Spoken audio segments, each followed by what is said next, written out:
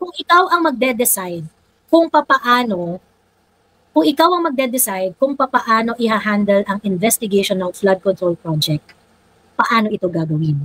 Sinabi ko na nga, di ba, magtayo kayo ng civilian military junta and then, Bex, hindi ito, wala nang etos-etos, hindi na ito po pwede nang gawa tayo ng investigation. This requires massive intervention. Bex, we're talking about 1 trillion. Hindi po tayo nag-uusap ng 20,000 pesos ang nawala or 100,000 pesos ang nawala. We're talking about 1 trillion. Bex, kahit 10,000 times kang mag-reincarnation, hindi mo matatapos bilangin ang 1 trillion kung mag-uumpisa ka ngayon magbilang. Pagod ka lang. True. Kahit 10 times ka pang ma-reincarnate, hindi mo matatapos bilangin ang 1 trillion. Kung bibilang ka ng 1 every second, gano'n lang kasimple. Having said that, well, if the people will not rise up with 1 trillion corruption, you don't have a country. As simple as that. You know? You don't, parang, alam mo yun, ibibigay na naman yan sa mga politician, ibibigay na naman yan sa kanila, magchichikahan lang yung mga yan. Ako talaga, the military should speak up. Yan ang unang dapat mangyari. The military should speak up. Ang labo niyo naman, mga friends. Protector of the people, 1 trillion. Di ba naman? Hindi ka ba magsasalita, 1 trillion na? Kailan kayo magsasalita pag umabot na yan ng ano? Ano mo sunod sa trillion? Quadrillion.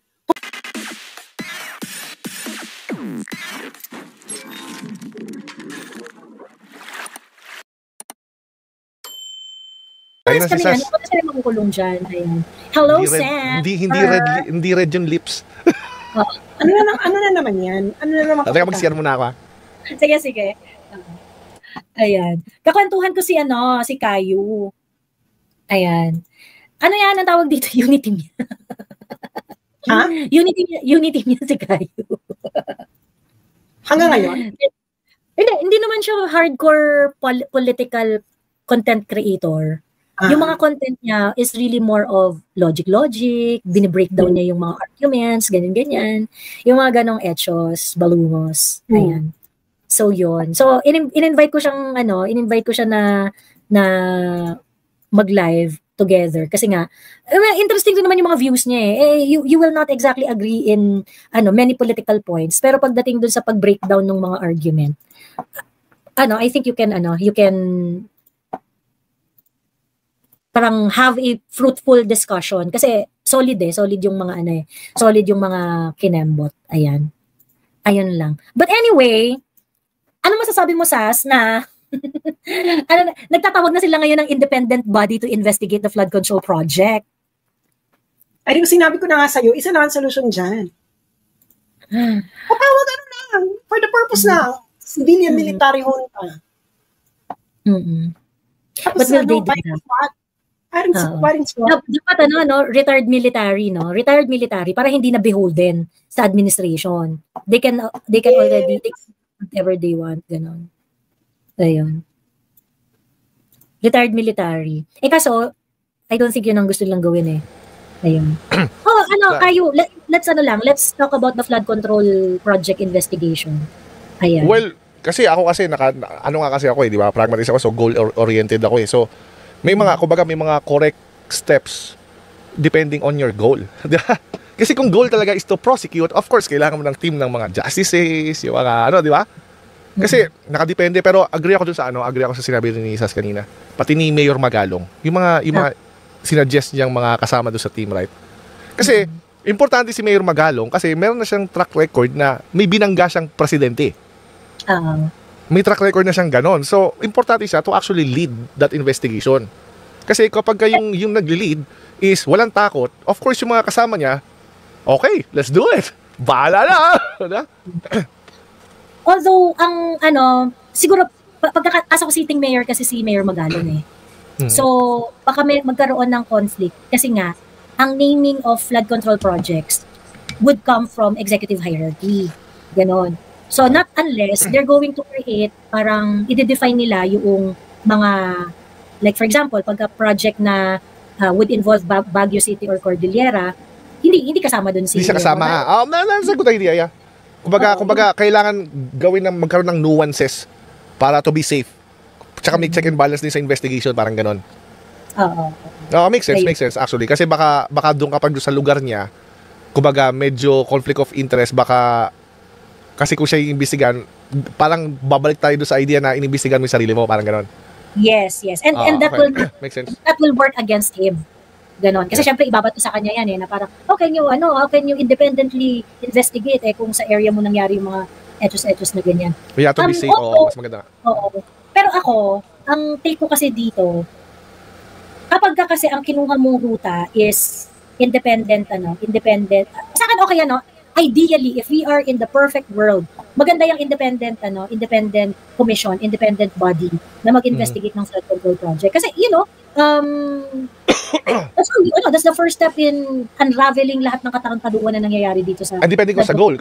Gusto ba talagang i-expose? Gusto ba talagang mag-prosecute? O ano ba? Right? Oo. Yeah, ganon. So kung kunwari, gusto mo i-expose talaga lahat, i-demanda lahat ng i-demanda, talagang alam mo yan, yung tipong lahat ng malalaman natin na may kasalanan dito sa flood control project na ito, babarilin natin sa Bayag sa Luneta. Gano'n. Kung gano'n yung gusto natin, di ba? Yeah, independent matutuwa si Game yan. Independent body is it might work, gano'n. However, alam mo ang kinakatakot ko sa independent body na mag-i-investigate. Yung practical side niyan, number one, is the independent body be truly independent. Kasi, mangyari dyan, sino mga ilalagay mo? Like, for example, kung ilalagay mo si Magalong dyan, wala bang mag-o-oppose? Meron bang alam mo yan, that's going to be a part of a huge debate. Sino ilalagay mo dyan? Mga retired generals, retired justices, ganyan. Siyempre, kada taong ilalagay mo dyan sa pangalan niyan, merong mag-o-oppose, merong mag-ano. And it's gonna take some time para mabuo. So, yung independence ng body, that is one question. Number two is yung gaano mo katagal mabubuo yan, yung independent body na yan. Kasi I'm pretty sure talagang maraming magkakaroon ng opposition dyan kada taong ilalagay mo dyan. Number three, sino magfa-fund? Sino magfa-fund yan? Because it has to come from, somewhere. So, is it gonna come from the confidential fund of the president? Is it, and if that is the situation na manggagaling yung fund dun sa certain, confidential fund ng presidente? Oo, magkakaroon tayo dito. Kasi syempre, it cannot be helped. Can it be truly independent kapag gano'n na yun nangyari? Kasi it has to be funded and it has to come from somewhere. Kung mangyayari kung yung fund ay manggagaling sabihin na natin sa legislature, kukunin sa operating expenses, sa miscellaneous expenses ng legislature yung pera para dun sa hindi syempre, ang bubulong dyan, yung mga kongresista. Then, if it's coming from the executive side, from the president, ganyan na, doon manggagaling yung funding, di syempre, yung presidente naman ang bubulong, kailangan, ganito, otherwise, yung fund nito, hindi mo, alam mo yun? Well, so, here's my take. I think yung first problem mo is, para sa akin kasi, wala siyang practical difference sa, ano ba itsura ng independent at hindi independent, in the sense, ng in reality, in practice, right? Kasi, hindi natin matanggal yung some kind of pressure sa isang body, hindi siya magiging truly independent in absolute sense. Kasi may pressure pa rin talaga mangyayari. Right? So, for me, hindi ko siya kailangan problemahin. Kasi wala namang practical difference yung walang influence at merong influence in practical sense. Wala tayong makitang difference So, ang bottom line doon is, kailangan lang natin yung mga tao pagkatiwalaan natin. Just do it. Faith-based yun. Totoo, I get your point, and I agree dun sa sinabi mo na yun na if you're going to do an independent body, just do it. And I agree with that. Actually, to complete my point lang. So, meron kang problema sa pagbuo ng independent body. Yeah, but if the independent body is going to convene, wala naman akong problema dun Go lang yan. Sige, kung kaya nyo buuin yan, buuin nyo. But, I cannot put everything in that independent body. Ang gusto kong mangyari, you want to hedge. Yes, oo. Okay. Kong ganito. Gagawa kayo independent body. Gawa kayo independent body. Sige, merong independent body. Kahit anong gawin nyo, kahit anong pabalintong-balintong sa pagbuo ng independent body, go lang. Tama ka dun na parang hindi naman talaga natin malalaman yung fully independent na body na yan So, kung gusto nyo gawin, kung feeling niyo makakagawa kayo, gawa lang kayo dyan. Pero gusto ko, nag-i-investigate rin ang Congress at saka ang Senate. That's a good Why? idea. If they will Why? land on the same conclusion, right? Exactly, Yeah, because that's good. they will be forced to correct each other. Yeah, Diba? I agree. They Yeah, I will be agree. forced to correct each other. If the Senate and Congress are going to investigate, marireveal ng mga yan yung mga sarili-sarili nila eh. Lalabas at lalabas. Why? Kasi, yung mga hindi nila tinatanong, ba't di niya tinatanong? Yung mga dapat ipatawag, ba't di niya pinapatawag? Diba? So ngayon, if there is an independent body who's doing their own parallel investigation, diba? Independent body na ginagawa yung ganyan, magkakaroon ng mafo-force sila na i-correct yung mga sarili-sarili. Please, di ba, na parang, teka, paano natin gagawin to? Mahihirapan yung takipan, mahihirapan yung mga But, the call now of the Senate and the Congress is hindi mag-independent body na lang. Delikado yan. Pagka isa lang ang nag-investigate at yung independent ko, di ba? I'm so sorry, but I think that is that is a preparation for a huge whitewash. So teka. So ang idea mo is palang triadic. Because the House of Representatives investigate anyway. Meron silang pera, meron silang budget, meron silang resources. The Senate can also do the same. And iba-iba yung point of view niyan eh. So ngayon, yung House of Representatives, sila sa kanila nag-originate yung yung budget bills eh.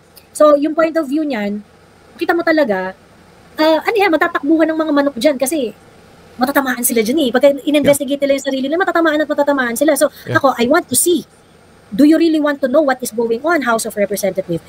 You are going to reveal yourselves based on the quality of questions you are going to throw during the investigation. Yeah. I want that to happen. I want that to happen. And I think magiging zero-sum game to eh. Magiging zero-sum game to. Magiging zero-sum game to. I'm going to fucking wait for every single question that you are going to throw in that investigation. Kasi, ang nangyari dyan, yung mga hindi nyo sinasabi, yun ang importanteng mapakinggan. Diba? Kasi yung mga hindi nyo tinatanong, hindi nyo mga tinatawag, yung mga hindi nyo inaaway, yun yung gusto kong malaman. Bakit tinatago nyo? Ba't ayaw yung patawag? Ba't ayaw yung tanungin? Same with the Senate. Yung Senate, of course, as they claim, hindi naman sila yung nag-i-insert ng mga budget, hindi naman sila nag-manipulate ng mga insertions sa budget in the past 3 budget seasons. Ganon. But, of course, itong mga to, ang interest nitong mga to, national eh, kailangan yung grandstanding is really very important for a senator kasi elected yan at large eh. If they want to have a political career na mare-remember sila ng matagal na matagal, this is the time that they have to do it. So ngayon, base dun sa galing nila, this is the moment. So kanya-kanyang pasik laban yan. Ano to? One last shot sa lahat to. Correct! You want to be remembered as a politician who curbed corruption in the flood control project? This is the moment, diba? This is the time. So ngayon, for me, huwag lang i-give up yan. Mag-investigate rin kayo. Pagalingan kayo, magpabibuhan kayo dyan. And then we have this independent body. Diba? I think the perfect analogy is prisoner's dilemma. Right? Lahat sila is may nakatutok na baril sa kanila. Why? Kasi maybe you're guilty. Maybe you're guilty. How about this? You prove each other's guilty. Diba? So ngayon, mangyayari niyan is survival of the fittest sa mangyayari. Kung sino yung magiging on top, that would be the person na malinis. Kasi magtuturuan yan. Parang, teka, involved ka. Sa kabila, involved ka. So ngayon, magkakaroon ng prisoner's dilemma ngayon. Teka, susumplong ko ba sila? Mananahimik ba kami? Ano ba?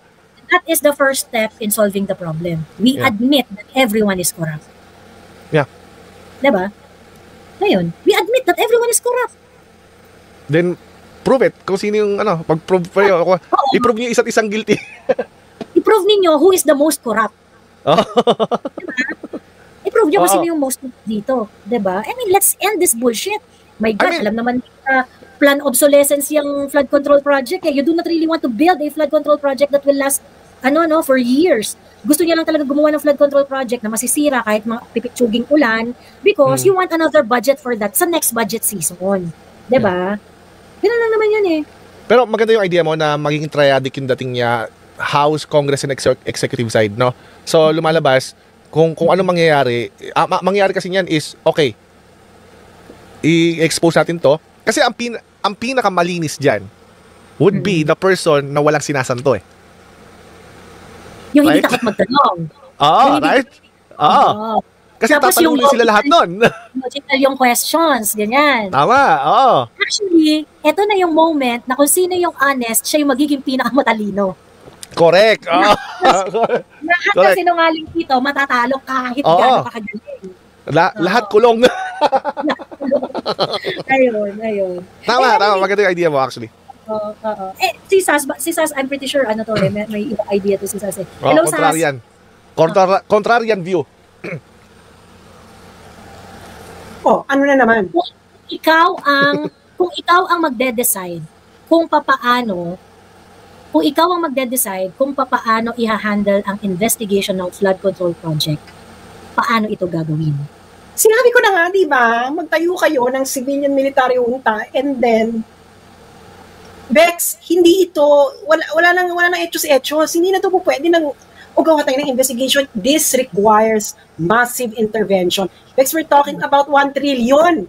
Hindi po tayo nag-uusap ng 20,000 pesos ang nawala or 100,000 pesos ang nawala. We're talking about 1 trillion. Bex, kahit 10,000 times kang mag-reincarnation, hindi mo matatapos bilangin ang 1 trillion kung mag-uumpisa ka ngayon magbilang.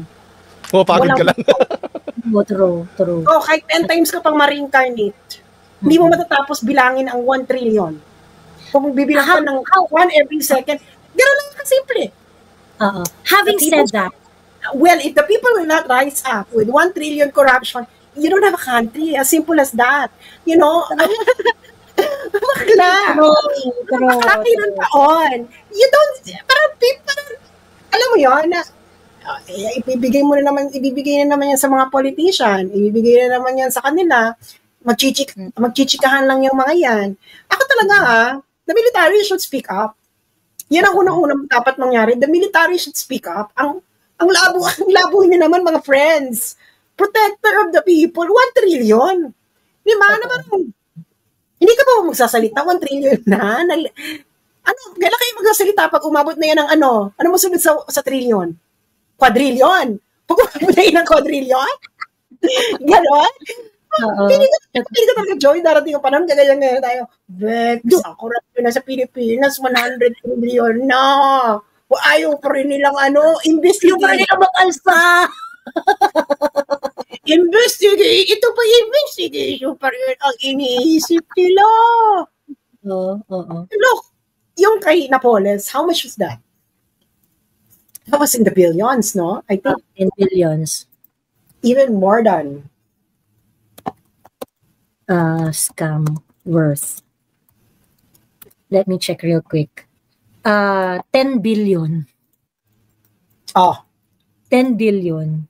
And that was, gusto ko lang ipaalala sa mga tao, na that was how many years ago? 10 years ago. Tapos ngayon nag-iisip pa tayo kung imbestigahan. Tapos ngayon, di ba? Ganun pa rin yung iisipin na paano i-imbestigahan. Wala lang yung imbestiga. People know. The military knows. They have intel funds. Imposible hindi mo alam. No? Ano dyan? Ano ginagawa mo? Hindi mo alam? 1 trillion na nanakaw, hindi mo alam? Bakla, ikaw nga mawalan ka nga ng 20 pesos sa wallet mo, alam mo. And we're talking about flood control project, ha? We're talking about flood control project. People die because of faulty flood control project. Exactly. So ngayon, ano magagawa natin? Ang gagawa ng mga tao. Kaya ako talaga, kailangan kahit yung mga retired general, magsalita na kayo. Alam mo, this is not, mamamatay na rin naman kayo Diyos ko, ilang years na rin naman kayo. Magsalita na rin kayo. 1 trillion. Gusto ko lang paalala. Again, sinasabi ko sa inyo, kahit 10 times kayong ma-reincarnate, bilangin nyo yung 1 trillion, magbibilang kayo ng 1 every second, hindi sapat ang 10 times ninyong buhay para mabilang ang 1 trillion. That is how big it is.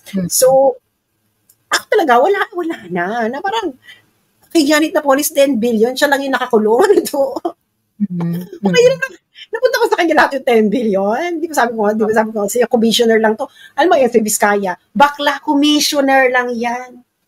True. Ano lang yan, parang kung totoo man kung totoo man yan, ano yan, parang Janet, ganyan din si Janet Napoles noon. Remember, bago yan nahuli si Janet, wala pa, hindi pa pumuputok yung issue. Ganyan din sila, pinapakita nila yung kayamanan nila, na, ito yung anak niya nag-birthday sa may tent, anong tawag yun, yung sa tent sa Taguig? Anong tawag dito? Ganyan din trade? sila. Ganyan din sila, pinagmamalaki nila yung mga kayamanan nila. Ganyan din. Na-feature ata yan dati, si Janet o yung anak niya. Ganyan din, parang lifestyle. Lifestyle. Na mayaman. So, eto nga and this is the, ito yung lumalabas na sentiment ng MIU. Sabi nila, the military is guided by laws, the law state, they should be impartial, that's why we have the division to create a system of balance of check if mga ilang military, it's just chaos. Hindi pa ba chaos yung 1 trillion na nakawan? Oo. And kaya nawawalan ako ng gana kasi parang, sa totoo lang, parang hindi sila... Hindi naman seryoso? Hindi naman seryoso yung Dex, 1 trillion, hindi ka pa, bakla mawalan ka nga lang ng 1,000, naluloka ka na. Totoo. Mga bakla kayo, aminin niyo, mawalan lang kayo ng 1,000 sa wallet, gusto niyo nang dayok-dukin yung nagnakaw sa semento. Ito 1 trillion, dead mo. Pagka hindi natin na-solve tong flood control project na to, yung corruption dito sa flood control project na to, wala na tayong pag-asa. Deserve nating mamatay lahat sa baha. Sa totoo lang. Well, kasi sino ba nag-initiate ng Kinapoles? Senado ba? May mga clients siya, senador at saka congressman. As far diba, as... doon nga nasabit si Bong Revilla? Bong Revilla, Bong Marcos. Ay, pati ba si PBBM? JPE. Oo. JPE, si Jinggoy. Ayun. So basically, ang idea was, may mga funds na allocated dito sa mga to, sa mga legislators. And then, in order to justify yung allocation na yun, si Janet Napoles yung parang gumagawa ng resibo. Ganon. So, may NGO si Janet Napoles. So, magagawa-gawa siya ng mga kinemi. Parang siya yung sa hearing nitong recently, yung sinabi niyang small hardware lang siya, tapos quadruple rating na niya na. Ganon. Well, sort of. Kaso nga lang kasi yung sa, parang, supposedly kasi dapat yung sa DPWH, at saka yung mga contractor, dapat meron silang physical result. Yeah. Diba? Dapat meron silang physical result. Si Janet Napoles kasi, wala talaga siyang result. Kasi talagang ghost na ghost kasi. Ghost kasi, gano'n. Although, sa DPWH, meron naman talaga rin mga ghost project. Pero, ayun. Parang, kasi feeling ko sa investigation na yan, medyo mahihirapan yung inflated yung price kaysa dun sa ghost talaga. Feeling ko, ang matatamaan talaga dito ng todo is yung mga ghost projects talaga. Kasi, I think, defensible kasi yung inflated price Hindi yun yung priority. I would say, tatamaan pa rin yan, pero hindi yun ang priority. Oo, mahihirapan kasi sila dyan. Ang pinakamalala dyan is yung ghost project. Yung fully paid ang status, completed ang status. Oo. Yung first, yung pinaka-worst is ghost. Kasi, fully paid ka pagkatapos wala kang na-deliver. Diba? Wala nun, ganyan. Okay, next is yung tipong fully paid ka, pero 50% lang yun natapos. Paano nangyari yun? Diba? So parang 50% ghost, ganyan. So ganyan. And then, the percentage will, na parang 80% fully paid na, 10% fully paid na yung mga doon. So different level of ghosting. Ayan. So yung una, 100% ghost. Yung second is yung may percentage partial na ghost. And then third is yung kompleto, tapos tinipid yung sa materials. Yeah, kasama rin yan. Deliver, ganyan-ganyan, na-deliver siya. Pero yun nga, kumbaga parang hindi siya yung pinaka-problematic sa lahat. Yeah. Ang pinaka-problematic is yung ghost at yung definition of ghosting. Ako hindi ako disagree sa sinabi ni presidente na yung may mga issue lang yun yung imbestigahan. Hindi, imbestigahan mo lahat. Kasi lumalabas sa akin ito, pag iniisip ko siya logically. Okay, kapag may mga successful, hindi naman ibig sabihin nun is wala nang corruption na nangyari. Kumbaga, ang nangyari lang doon is it's a successful corruption. Right? Ganun lang yung lumalabas. Malinis na corruption lang. So, dapat, lahat talaga yan. Hindi, isang sweep yan. Hindi pwede yung, ito lang yung may problema So, ito lang yung imbestigahan natin. Hindi pa, in all practicality, gets ko naman si PBBM doon. Kasi, siguro, mas marami kasing resources uubusin mo doon sa lahat kaysa doon sa paisa-isa. Kumbaga, kung may motive o kaya may nakita kang evidence na, okay, this is a good start na may mali dito. Saka imbestigahan natin. Pero, for me, kasi this is one time lahat na, right? Gumastos nga tayo sa 1 trillion sa wala, tapos doon pa sa investigasyon. Wala nang pera pagdating sa investigation. Ano ang tawag dito? Parang, ideally, lahat naman talaga dapat i-investigate. Pero, since meron kang 15 na pinangalanan, di sige, simulan natin dyan. But it Doon doesn't natin simulan, mean, no? it doesn't mean we're going to stop there, di ba? Yeah. Yun lang yung sa totoo lang, lang yan pwede naman gawin niya na, ano ba yung mga low-lying fruits dito? Start tayo with the ghost projects. Di ba? Yeah, yun muna. Start tayo with the ghost projects. Yung ghost project, paano nangyari na mayroong ghost project? Di ba? Kasi pagka nagkaroon ka ng ghost project, ibig sabihin, yung executive hierarchy mo, natulog lahat. Systemic talaga ang problema doon. Oo. Diba? You know how difficult to identify a project, an infrastructure project? It has to go through the Barangay Development Council. The Barangay Development Council would recommend to the Municipal or City Development Council. And then the Municipal Development Council would have to recommend to the Provincial Development Council. And the Provincial Development Council have to recommend to the Regional Development Council. And then it has to be again recommended to the National Economic Development Authority, to NEDA. Yeah. And then it becomes part of the NEP, of the National Expenditure Program. And then this is going to be scrutinized by the legislature. First, by the House of Representatives. So, ngayon, pagdating sa House of Representatives, yung mga project na in-identify nyo, kakatayin pa yun doon. Mm-hmm. So ngayon, pagdating dyan, okay, pupunta pa yan ng Senate at magkakaroon na naman sila ng katayan doon. So, you know how many layers we have to go through para mag-identify ng isang proyekto? And then you have a ghost project? Paano nangyari yun, no? Yun. Diba? Paano nangyari yun? So, malaking kaputahan. Kaya nga ako parang nung nag-ongoing yung Senate investigation of the flood control project. And then, umamin si DPWH Bunuan na merong 5 billion pesos. That's already half of Janet Napoles commission. That is all. And we're just talking about one province here. Isang probinsya pa lang pinag-uusapan natin dito. So, ngayon, 5 billion confirmed na ghost project. Tapos we're not propounding questions. Who identified those projects? Because the one who identified those projects are the one in cohort sa pagnanakaw. I'm very sure of that. I think that's the problem I think the problem is, kung magkakaroon tayo ng investigation dito, and then, the lead investigator is not that careful or not that smart or trained, ang kaya lang natin makuha is contractor, DPWH na kung sino man yung inspector or blah blah blah, yun lang yung makukuha natin dito Tama yung sinabi ni Mayor Magalong Sabi niya, we're gonna have to pit them sa isa't isa. Yeah, kasi, right? Kailangan. Kasi, paano natin makukuha wala namang paper trail sa congressman. Well, dapat may paper trail. Dapat may paper trail. For example, if, kunwari sa Bulacan, because the flood control project, parang pinakamalaking flood control projects na buhos ng pera sa Bulacan. Example, merong ghost project sa Baliwag. Okay? Ibig sabihin, yung barangay captain dyan, yung mayor dyan, at saka yung governor ng Bulacan, kung sinasabi nila na wala silang kaalam-alam doon sa flood control project ng Bulacan, ibig sabihin, they have to prove na yung identification ng project na yon did not come from them. If it did not come from them, it must come from DPWH or TUNEDA. So, ibig sabihin, ang insertion niyan, malamang nangyari sa taas, sa higher level ng executive hierarchy.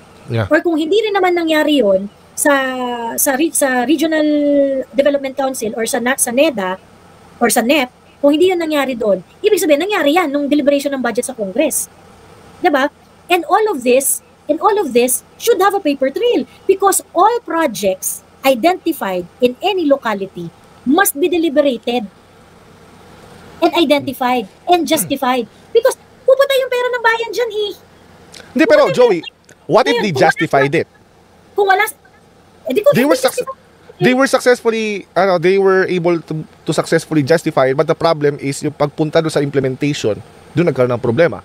Then we can pinpoint, DPWH kasi sila yung implementer Yan nga, so kung makukuha lang natin doon yung is implementor, kasi wala tayong direct link na, okay, yung nag-justify ba is merong kamay directly doon.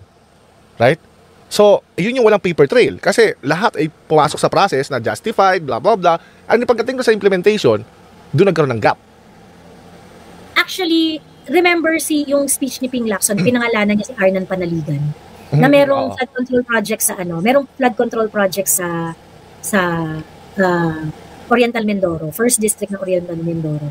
Tapos, ang sabi ng wala akong kinalaman dyan. Hindi naman ako ang nag-implement ng project. Legislator lang ako. Pero siya ang nag-identify ng project. Pinagmamalaki niya kung ganon. Tama yun. Wala sumulat sa DPWH. Take note, ang DPWH hindi yan gagawa ng project kung hindi rin sila susulatan ng congressman. Kung wala yun dun sa NEP ng executive hierarchy, meron niyang sulat galing sa congressman. So you cannot say na walang paper trail yan. Merong paper trail yan. Ngayon, ikaw congressman, nung sumulat ka doon sa DPWH na gawin itong flood control project na to, what is your feasibility study? What is your justification? What is your justification why that project has to be funded? Diba? Okay, so dalawa yung eksena. So either magsulat or absence of sulat. Tama? Matrace mo yung identification sa executive hierarchy. Ganon, matrace mo yung identification ng project sa executive hierarchy. Kung wala doon, matitrace mo yon sa Congress. At matitrace mo yon kung sinulatan ni congressman or ni senador si DPWH na pakigawa naman itong flood control project. I-implement na, parang ganon. Ganon. So okay, kapag pina-implement na yon, sabi mo kanina yung Keeping Lacson nahuli, di ba? Kasi siya yung nag-search, siya yung nag-inspect, kumbaga, di ba? Siya yung nag-identify. So, gano'n ba yung nangyari? Para siya yung nagsabi na, oo, nag-exist na yan, parang ganon? Ang inano niya, parang nakiusap siya na please, pakagawa na tong flood control project na to, in-emerald, ganyan. So, ibig sabihin, ikaw lumakad sa DPWH, ikaw lumakad. Yeah, I agree, granted, pero paano mo ngayon ililink yung corruption sa kanya kung DPWH hindi gumawa? Well, ikaw DPWH, ba't mo siya gagawin? Ano yung justification ni congressman para gawin yan dahil lang sumulat siya? Hindi, dalawa nga, di ba? Absence of letter or merong letter. Kung either way, hindi ginawa. Okay, kapag absence of letter, kasalanan ni congressman, right? Hindi, pag walang letter from the congressman, ibig sabihin, yung identification ng project na yun, sa executive ng galing. Okay. Ibig sabihin, kung ganun yun, business as usual yun. Kasi yun yung ideal Dapat executive talaga yung nagde-decide yan kung ano yung gagawin. Ngayon, kapag kasi congressman ang nag-decide, ano yung interest mo, congressman? Bakit ikaw magde-decide? Diba? Kasi ang point mo is dun palang red flag na. Red flag na yun. Okay. Oo, red flag na yun. Ngayon, kung sakali na sumulat si congressman, you have to justify. Bakit yung priority mo na flood control project ay kailangang i-prioritize? Alam ba yan ng LGU mo? Alam ba yan ng probinsya mo? Yung mga ganon. So, ibig sabihin, kunwari, in the case of Arnan Panaligan, kailangan niya i-justify ng bonggang-bongga. Yan rin ba yung iniisip ng Development Council ng probinsya mo, ng Oriental Mindoro, ng mga mayor dyan, tsaka ng barangay captain?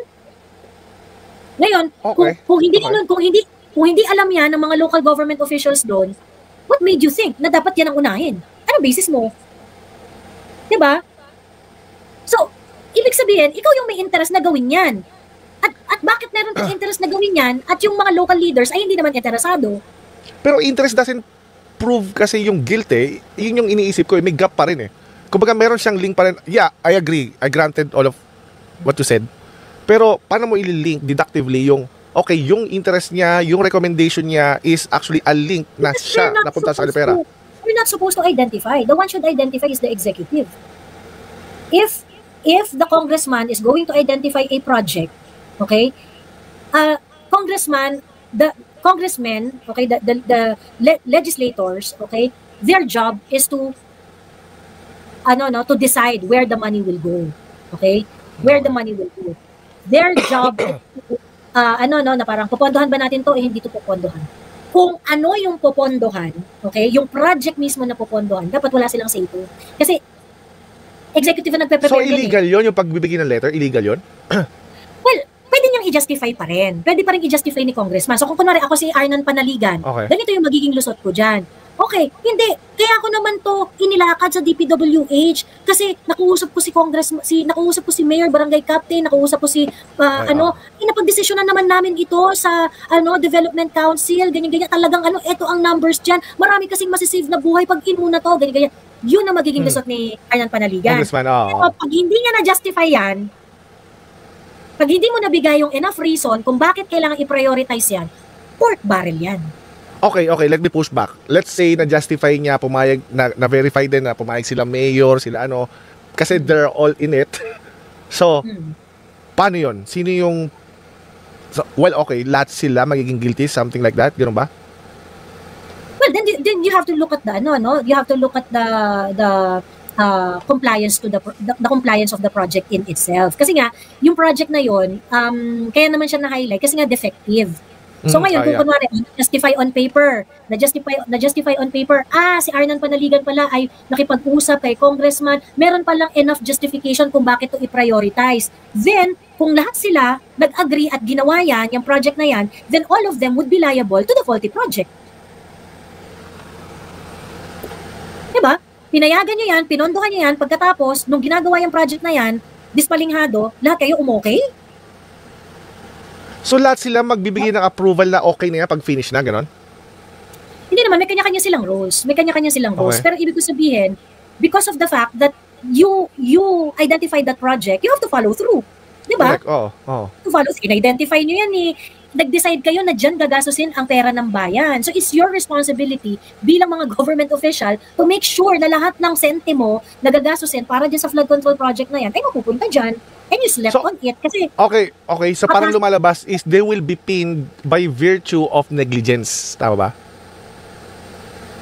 Graft and corruption. Tapos. Oh, yeah. Graft because there are people's money that were squandered, no? Yung omission is also also a form of corruption. So the mere fact that you did not non-feasance ba yun? Non-feasance? Yeah, I think so. Oo, tama. Okay. Oo nga, magiging liable sila doon. Oo. So ngayon, siguro, pwede malusatan yan ni Congressman kung ganun yung sitwasyon. Malamang, most guilty dyan yung DPWH. Pero, kung ako naman si DPWH, well, we have to do this kasi eto yung text ni Congressman, no? It's a moment. Ako si DPWH at hindi ako nagsalita dito. Kakanta na ako, gano'n. So ako si DPWH, eto po, may mga threat sa akin si Congressman kung di raw namin gagawin to, di kami babudgetan or merong, di ba, yung mga gano'n, yung mga tipong, tawag dito, kidnapin ko asawa mo, gano'n. Gano'n, di ba? I mean, di ba, yung, kung hindi magsasalita si DPWH, kung ibig sabihin, ginawa niya willingly, di take the brunt, kasi ikaw naman talaga yung implementer dyan, hindi mo talaga ma-escape yung primary liability na yan. Kasi ikaw yung implementer Ngayon, kung gustong i-diffuse ni DPWH yung liability at i-share natin dun sa ibang mga government official, kumanta ka. Mas maganda. Yun yung sinasabi ni Mayor Magalang na na syempre, walang magkakaroon ng problema yan. Sila lang yung makukuha, yung mga scapegoat, right? So, kailangan pakantahin din yan. So, paano mo pakakantahin? Yun yung, parang nandun yung yung sikreto ng investigator. Paano mo pakakantahin yan? Kaya dapat magharap-harap sila. Oo, ganun mangyayari talaga. Kasi kung kunwari, ganito yung mangyayari, parang, kunwari, si Daniel Fernando, yung governor namin dito sa Bulacan, yung mga mayors dito, magharap-harap sila ng mga congressman. Kung hindi naman part to ng development plan namin, hindi naman kami yung nag-request nito, bakit nagkaroon to ng, sasabihin na congressman, hindi, pag-usapan natin to. Pag-usapan natin to, di ba nag-meeting tayo ng ganito,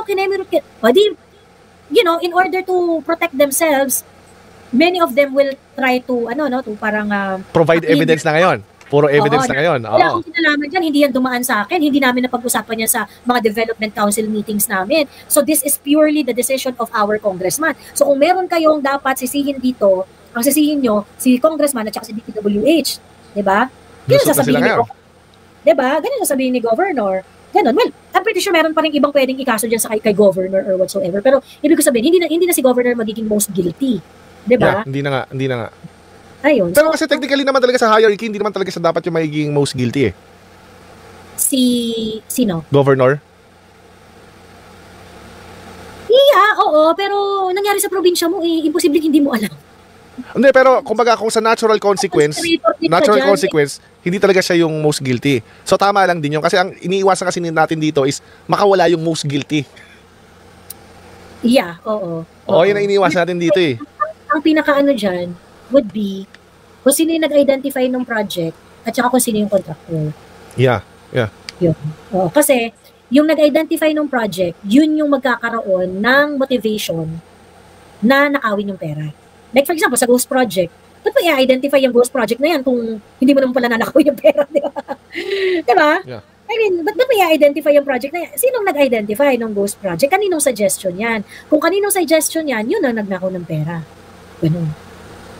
Ako baga, o kaya, siya yung pinaka, hindi ko pwede kasi infer kagad ng ganun na siya yung most guilty Siguro guilty siya, in some sense, pero hindi pwede. Kasi pagka kunwari, legally, na-define naman kayo as co-conspirator. Para-parehas naman yung guilt level.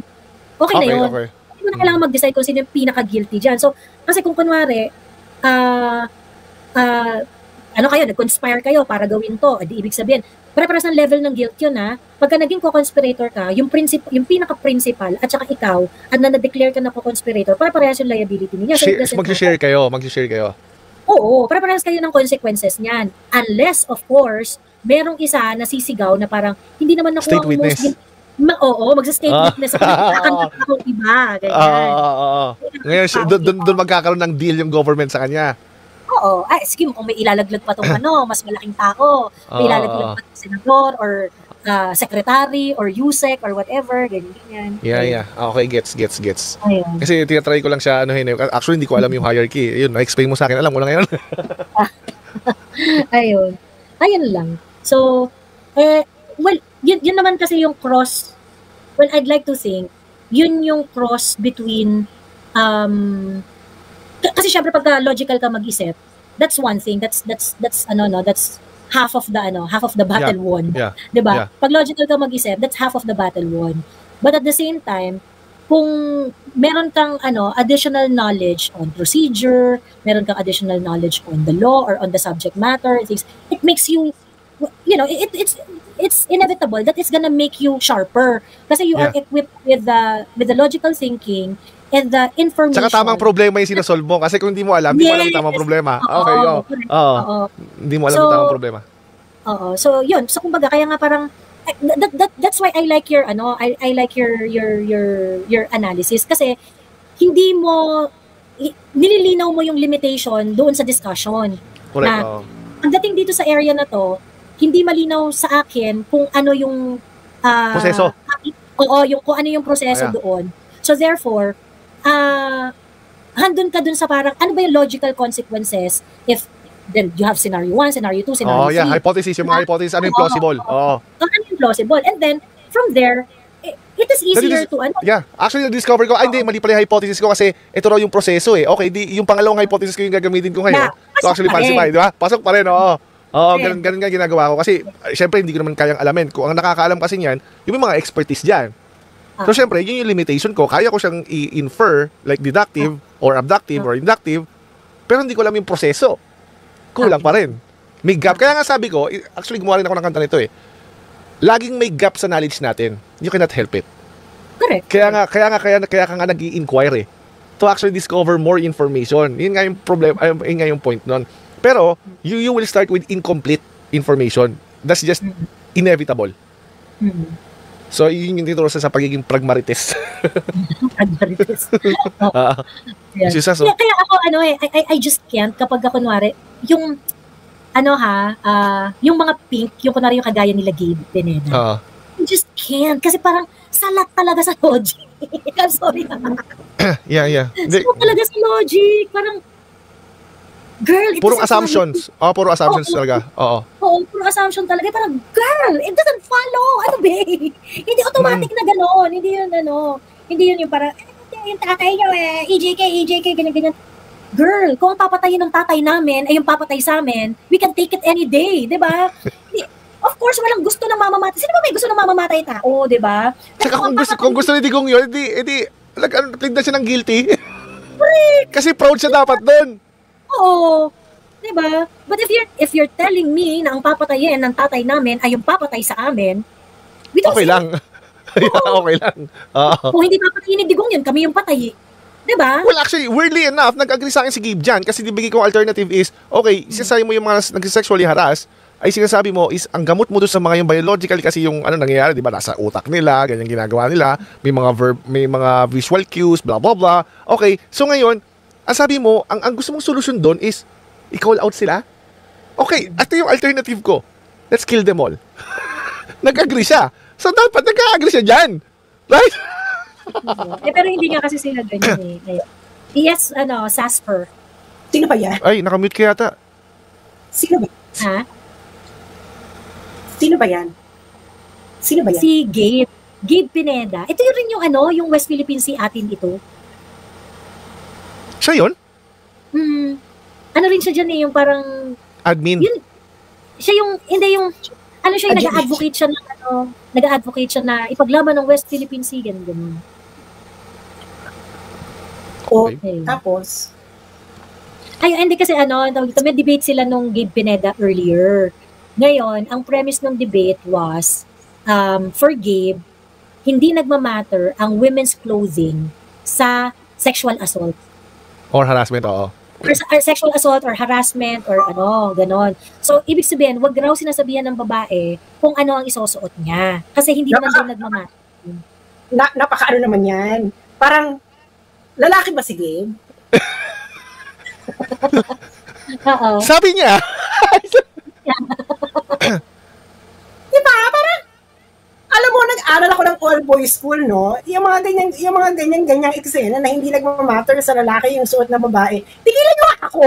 Pero huwag tayo magpaka-ipokrito! Huwag tayo magpaka-ipokrito! Alam nyo yan! Meron kayong mga teacher nung mga high school kayo na halimbawa, nakahapit ang damit, alam nyo mga lalaki. Yeah. Teenager lang yun, ha? Diyos ko, nung high school ako, yung mga klase ko, gusto. Alam mo yung talagang, gusto talaga nilang malaman kung nakapanty yung, kasi nga, nakapit yung suot. And that's already sexual. Pa lang yun. And that is already sexual harassment if you're going to think of it. Correct. Hindi ba? Adorable cow. So, don't tell me na it doesn't matter. It does matter. Bakit gusto ng mga babae ipakita ang cleavage nila pag pumupunta ng club? Do you really think para daw comfortable sila? Ay, tigilan ako. Bakit? Di ba? Why would you go to a club na gusto mong pakita yung cleavage mo? Because you're game. You know, you want to you want to attract someone. Message. Oo, you want to send message. Dahil kung bakit ka magluso? Yun ang sabi ko, tigilan ako ng mga ganyang ka-ipokrituhan, no? Kaya nga, unang tanong ko talaga, lalaki ba yan si Gabe? Kasi, Bix, bakit ang mga tatay, sinasabihan yung mga anak nilang babae na, huwag kang lalabas ng suot mo. Correct. Why? Because game knows game. Alam ng lalaki, ang iniisip ng lalaki. Huwag na tayong magpaka-ipokrito. Bakit yung mga nanay, pinagsasabihan yung mga anak nilang lalaki, ito yung may babaeng, may girlfriend. Amoy kagad ng nanay. Game ng babae. Yeah, even their mothers, sila yung nagsasabi mismo noon, di ba? Ang landi-landi naman ang girlfriend mo. Exactly. Kaya nga, kung gusto mo paamoy yung girlfriend mo, kausapin mo yung nanay mo, wag yung tatay mo, dahil yung tatay mo, hindi yung utak niya yung gagamitin niya. Pag nakatingin yan sa babae. No? Di ba? O ikaw si Joey, kung gusto mo talaga pakilatis yung jowa mo, pakilala mo sa tatay mo muna. Kasi pag nanay, charm-charm yung lalaki. Hindi yung sabi si Matrinidad. Tsaka ang proof lang dyan yung mga Playboy magazines dati. The porn sites. Okay? Ibig sabihin, visual cue talaga yung revealing dress. Like the lingerie. Like, di ba? Like, Kaya nga siya category sa Kaya nga tinatanong ko kung lalaki ba yan eh. Hello? Why do women buy lingerie? Do you really think that they buy lingerie to wear every day? Of course they don't wear it every day. Hello? Ang kati kaya ng lace. No one wears lace every day. My God. There's nothing more uncomfortable than wearing lace underwear the whole day. You only wear lace if you're what you would like to show it to someone. That is the truth of it. No? Yeah, that's what I argued actually. Exactly. Kasi ang inargue ko is, how about the hookers? Let's go with the hookers. Why do they dress the way they dress? Of course, that's one of the strategies to attract customers. Exactly. So, ayun lang nga. Kaya hindi makatotohanan yung mga ganyan na hindi nagmamatter ang suot ng babae sa sexual assault. Dude, have you been to high school? Did you go to high school? Hindi niya kilala yung dick niya, no? Hindi niya kilala yung titi. Hindi, alam mo, feeling ko, alam niya. Pero, virtue signaling. Parang, dude, pag naging tatay ka, hindi mo sasabihin yung anak mo ng babae pag lalabas ng bahay, na, hello, I have never met any father even I live in the Netherlands, I've never met any father who Ano yung didn't. suot mo, right? Ayusin mo yung suot mo. Yes, Right? exactly. Because they know it. Game knows game. As simple as that. My God, this is simple biology 101. My God. Exactly. Parang didn't they learn the birds and the bees when they were children? Hello. Parang ano lang talaga yan. Kaya karamihan talaga ng mga kambing parang hindi na sila makatotohanan. No? Yung parang sabi ko nga fiction eh. Fiction na yung ginagawa ng game. Hindi na naman katotohanan. Hindi naman. Of course, it is really true, no? Na kung meron talagang gustong mag-rape talaga yan kahit nakabalot ka pa ng lumpia. That is true. Pero, do not use that as an argument na saying na hindi nagpa-factor in yung suot mo para pag-interesan ka. Because correct. Hindi yan sa buhay. Because hindi ka, again, walang babaeng pupunta ng club at night. Nakita-kita ang nakabuyo yung cleavage because they just want what?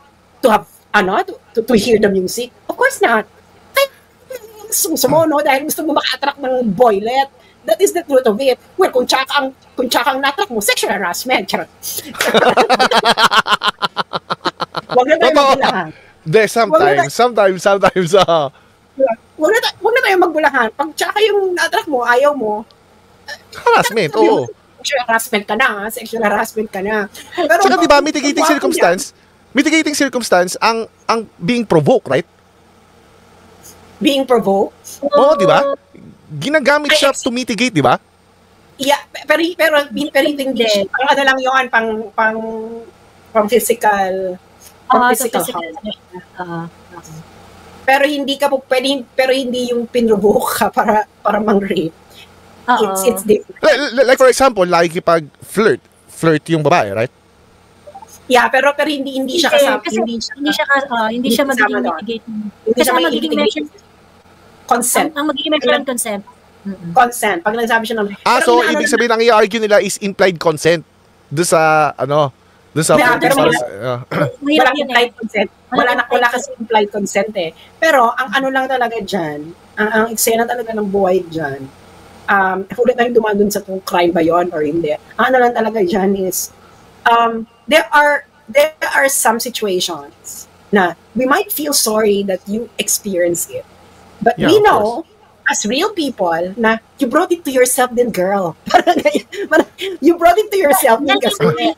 Yan yung ayaw nila. Kasi parang, yun ang sinasabi nila na parang, ang mga victim blaming daw.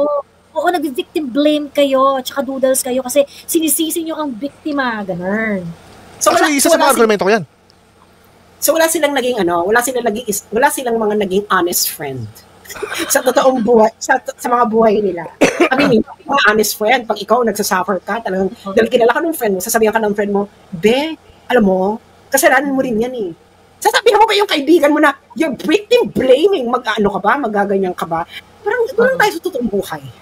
Actually, ang naging argument ko doon is, if I warned her sa una pa lang, like, ang ginamit ko yung sa McDonald's situation yung, di ba, na-demanda sila dahil walang nakalagay yung coffee nila na hot? Na-caution hot. Sabi ko, ganito yung ginawa ko. I cautioned you na if you do that, mataas yung chance na sexually harass ka, right? So ngayon, if that actually happened, then, hindi kita sisisihin, of course, because ultimately, the perpetrator is to blame. Mm-hmm. I'm not gonna tell you na, di, kasalanan mo yan. Kasi alam ko, yung perpetrator, yung may kasalanan talaga. But that doesn't stop me from saying, I told you so. Right? Exactly. Parang ano lang yan. Parang halimbawa may kabarkada kang babae, may dinalang jowa, tapos pinakilala, tapos umalis yung jowa, tapos sasabihin mo, ay ba may naamoy akong hindi maganda dun sa boilet mo. Yeah. It's the same thing. Tapos kung nangyari nga, sasabihin mo rin na, di ba sinabi ko na sa'yo? Should I say it? Diba? Doon lang tayo sa totoong buhay. Pero hindi ka naman sasabihin ng kaibigan mo, victim blaming ka, ha? Yeah. Wala naman gano'n. Wala naman gano'n sa totoong buhay. Pang ano lang yan, pang Facebook at TikTok lang yung mga ganyang victim blaming. Tsaka actually, ang gusto niyang ipilit is mutually exclusive yung kapag yung victim is binlame mo, victim blaming yung tawag niya, okay? Tapos yung perpetrator is kapag binlame mo yung victim, you cannot blame the suspect na. The perpetrator. Sabi ko, teka lang. Mutually exclusive, ano? Correct.